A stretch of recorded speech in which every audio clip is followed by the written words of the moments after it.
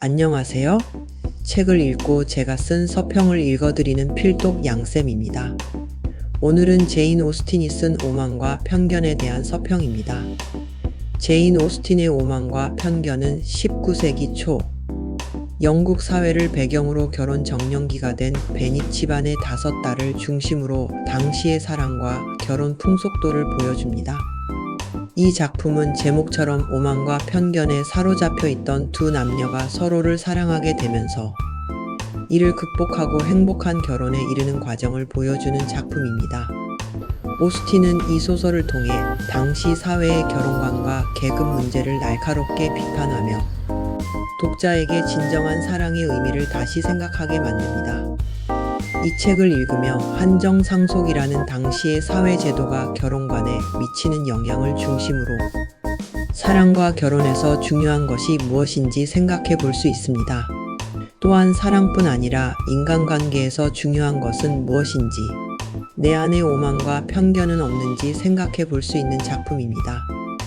제인 오스틴은 1775년 12월 16일 영국의 햄프셔츠 스티븐틴에서 교구 목사의 딸로 태어났습니다. 1805년 아버지가 돌아가시자 경제적으로 어려워진 그녀는 어머니와 함께 친척, 친구 집을 전전하다가 1809년 다시 초턴으로 이사하여 생을 마감할 때까지 그곳에서 일생을 독신으로 살았습니다. 작품으로 오만과 편견, 분별력과 감수성, 맨스필드 파크, 에머 노생거 사원, 설득이 있습니다. 등장인물과 주요 테마를 살펴보겠습니다. 엘리자베스 베넷은 독립적인 여성상을 보여줍니다. 소설의 주인공인 엘리자베스 베넷은 지혜롭고 독립적인 여성으로 당시 사회에서 흔히 기대되는 여성의 모습과는 다른 인물입니다. 그녀는 자신의 감정과 생각을 솔직하게 표현하며 결혼을 단순한 경제 수단으로 보지 않습니다. 엘리자베스는 다하시와의 첫 만남에서 그를 오만한 사람으로 판단하지만 시간이 지남에 따라 그의 진정한 모습을 알게 되고 사랑에 빠지게 됩니다. 또한 그녀의 오만함은 주변 인물들에 대한 편견으로 작용하여 자신의 친구 콜린과 샬럿이 결혼한다는 말에 충격을 받고 샬럿이 스스로 자신의 품위를 떨어뜨리고 있다고 생각합니다. 그러나 실제 그녀의 집을 방문한 뒤에는 결혼 생활이 잘 돌아가고 있다는 사실을 인정하게 됩니다. 엘리자베스는 가족과의 관계에서도 독립적인 모습을 보입니다.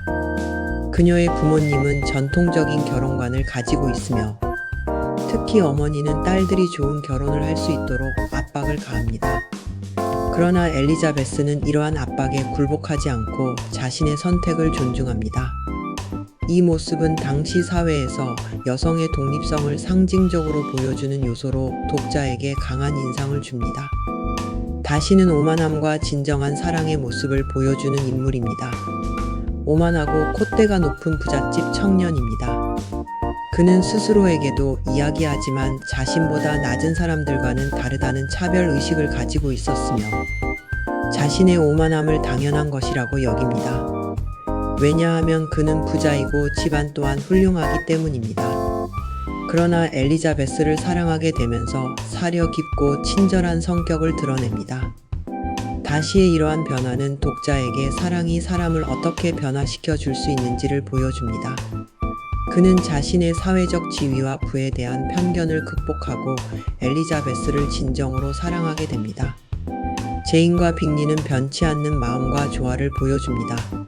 무도회에서 처음 만난 두 사람은 만나자마자 서로에게 호감을 느낍니다.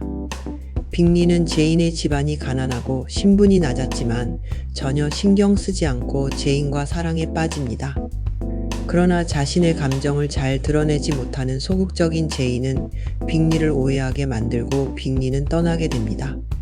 시간이 지나 제인을 잊지 못한 빅리는 제인을 찾아오고 그녀에게 청혼합니다. 잠시 서로 떨어져 있기는 했지만 이 작품에 나오는 인물들 중 가장 안정적이고 행복한 커플이라고 생각됩니다. 결혼 생활에서 중요한 것은 상대에 대한 변치 않는 마음과 두 사람의 조화라는 것을 이 커플을 통해 보여주고 있습니다. 리디아와 위컴은 열정적인 사랑의 모습을 보여줍니다. 리디아는 베니 가문의 막내딸입니다. 그녀는 군인인 위컴의 외모에 마음을 빼앗겨 그와 함께 도망가는 사고를 칩니다. 19세기에 여성이 결혼도 하기 전에 남자와 살겠다고 집을 나가는 행동은 집안 망신이며 자신의 이미지를 추락시키는 일이었습니다. 철딱선이 없는 그녀의 행동이 눈살을 찌푸리게는 만들지만 어쩌면 리디아는 가장 자신의 감정에 충실한 열정적인 인물이라고도 볼 수 있습니다. 샬럿과 콜린스는 경제적 안정을 추구하는 모습을 보여줍니다. 샬럿은 엘리자베스의 친구입니다. 베니가의 한정 상속인인 콜린스와 안정된 생활을 목적으로 결혼합니다. 이 커플의 모습에서 독자는 결혼 생활에 있어 경제적 안정 역시 중요한 요소임을 알게 됩니다.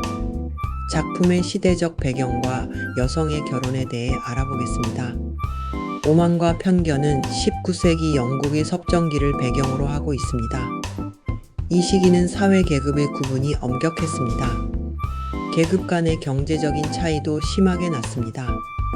여성은 경제활동이 극히 제한되어 부유함을 가지려면 경제적으로 우월한 남자를 골라야 했습니다.